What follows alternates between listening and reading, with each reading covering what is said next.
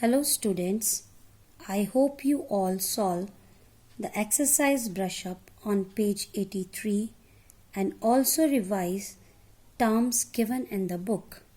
Students, in the previous topic of exercise brush up, we come to know that animals, plants and human beings depend on each other for their survival. Now students, today we will discuss the living and non-living component of environment. We also categorize living things on the basis of their eating habits. So students, kindly open your book at page number 84. Now students, our today topic is organization of living beings. Students, let's start with the reading. Our environment comprises both living and non-living components. Now students, here the word comprises. What does comprises means? Comprises means consist of. What does comprises means? Consist of. Students, our environment consists of living and non-living components. Plants, animals and microorganisms are the living component of our environment. Clear? While soil, air, light and water are the non-living components of environment. Student, here one more word is there, microorganism, written in red. See what is microorganism? This is the term in our book, very small organism not visible to the naked eye. This term is also given on page number 90. Microorganisms are very small organisms not visible to the naked eye. So under living component we have plants, animals and microorganisms, while soil, air, water and light are the non-living components of our environment. Students, we will understand this with the help of a chart. See, our environment consists of living component and non-living component. Under living component we have plants, animals and microorganisms. Under non-living component we have soil, air, light and water. Students, how these two components depend on each other? Like, let's see. Like animals depend on plants for their food. Animals also depend on air and water. Clear? And plants also depend on soil, air, light and water for the process of photosynthesis. In this way, you come to know that living component and non-living component, they depend on each other. Students, now we will categorize the living things on the basis of their eating habits. Let's see from the chart first. Living beings are categorized on the basis of their food habits as producer, consumers, scavengers and decomposers. Under producer, we have plants. Why plants are called producers? Because they make their own food. Clear? With the help of air, water and sunlight. Is it clear? That is why plants come under producer. Now consumers. Under consumers we have herbivores, carnivores and omnivores. Students, we categorize living things on the basis of their eating habit. Here the word categorize. Categorize means group of things that are similar to each other.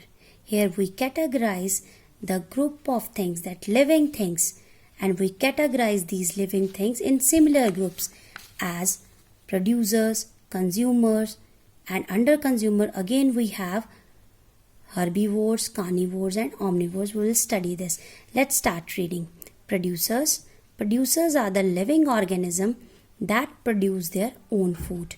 They produce their own food.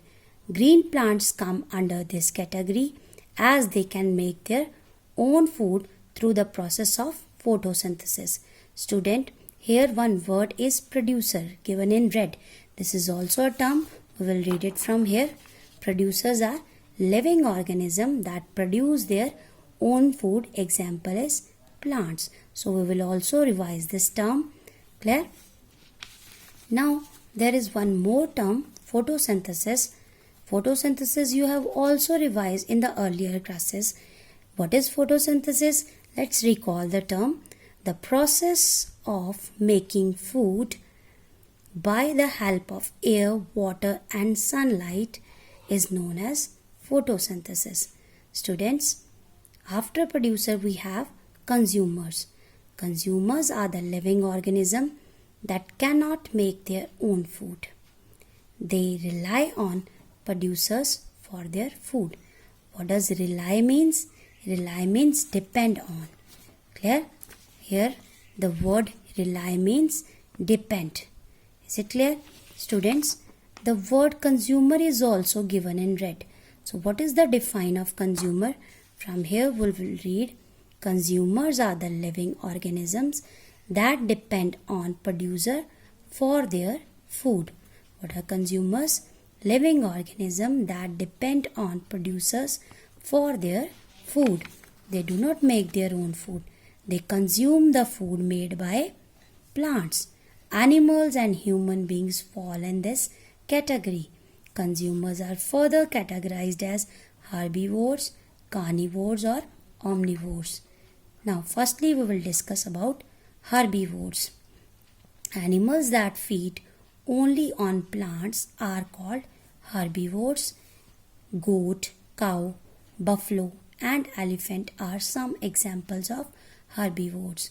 Student, we will mark this term on book also. We'll start from here. Animals that feed only on plants are called herbivores. For the example, we will write goat, cow, buffalo, elephant, and we will write here on the top define. This is the define of herbivores. And what are herbivores? Plant eating animals. Now we will move to carnivores. Carnivores are the animals that feed only on other animals are called carnivores. Example is lion, tiger and crocodile. These are the examples of carnivores. Students, we will also mark this define on book and we will start from here. Animals that we will cut feed only on, and with in this place we will write eat flesh of. So what will be the define of carnivores? Animals that eat flesh of other animals are called carnivores. Example is lion, tiger and crocodile. Now one more category is there, omnivores. Students, some animals feed on both plants and animals. They eat both. They eat plants and even they can eat animals. So these kind of animals are called omnivores. They are called omnivores. Bears and humans are called omnivores. These are the examples. We will mark this term on book also. Now we'll start from here.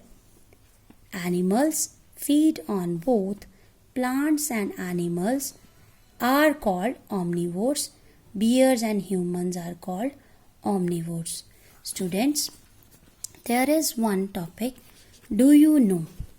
Here I will read it for you. Some herbivores rechew their food in order to break it down enough for their bodies to absorb energy from it. Students, some herbivores firstly chew their food and they again rechew their food. Like animals like sheep, cow and deer.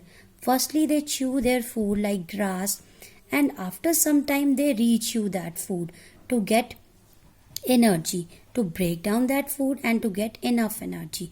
So this is what we learn from Do You Know?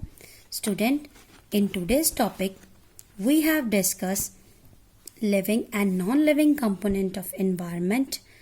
Then we discuss or categorize animals on the basis of their eating habits as producers, consumers, and under consumer we discuss herbivores, carnivores and omnivores. Student, you read this page again and revise the term given on book or at the book again. Thank you.